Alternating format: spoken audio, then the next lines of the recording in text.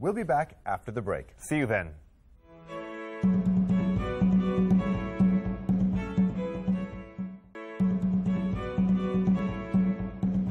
Welcome back.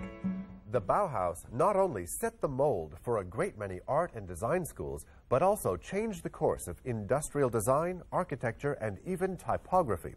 It operated as an institution only from 1919 to 1933, but it has cast a long shadow over international aesthetics and design right up to the present. In the exhibition, German Design Standards From Bauhaus to Globalization, currently on show at the Hong Kong Design Institute, 120 classic and contemporary items tell the story of how the Bauhaus and German design became world leaders.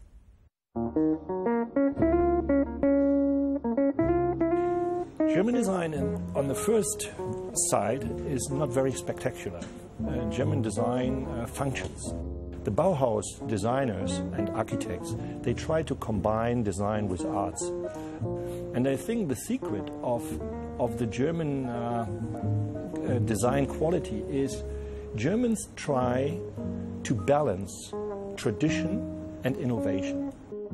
The exhibition, jointly organized by the Hong Kong Design Institute, Hong Kong Institute of Vocational Education, Die Neue Sammlung, and Red Dot Design Museum, emphasizes the Bauhaus as a major influence on German design. But its exhibits date back even further than that. The main title is German Design Standards, and to get the attraction of the audience, we subtitled it From Bauhaus to Globalization. But the exhibition does not just start with the Bauhaus. It starts already earlier. The oldest exhibits on show are these bentwood chairs designed by German-Austrian company Thornet in 1885, in an era when design was beginning to merge with industrial production.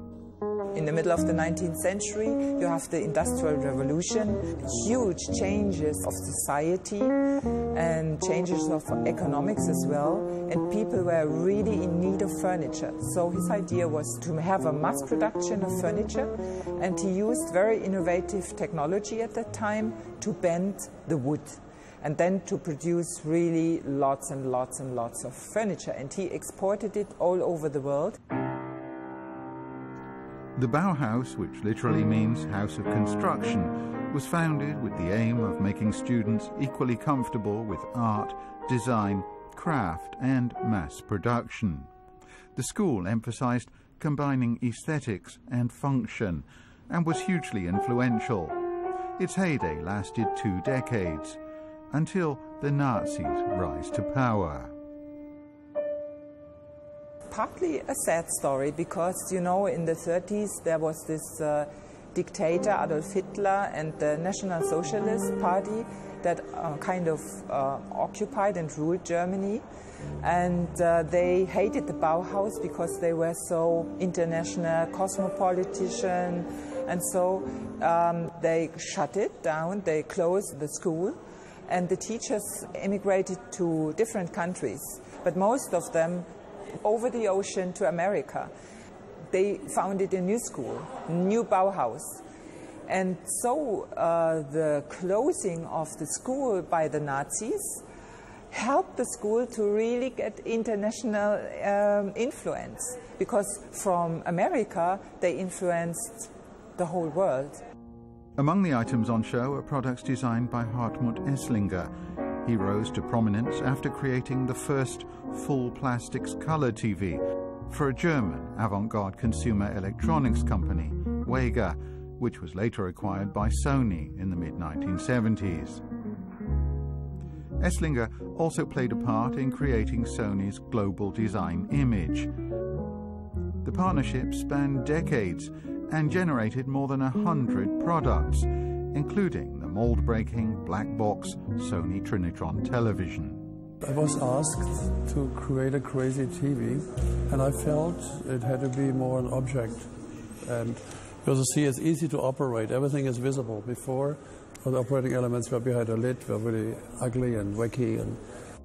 In the early 1980s, Esslinger was approached by Steve Jobs and invited to work in California to design the first generation of Macintosh computer.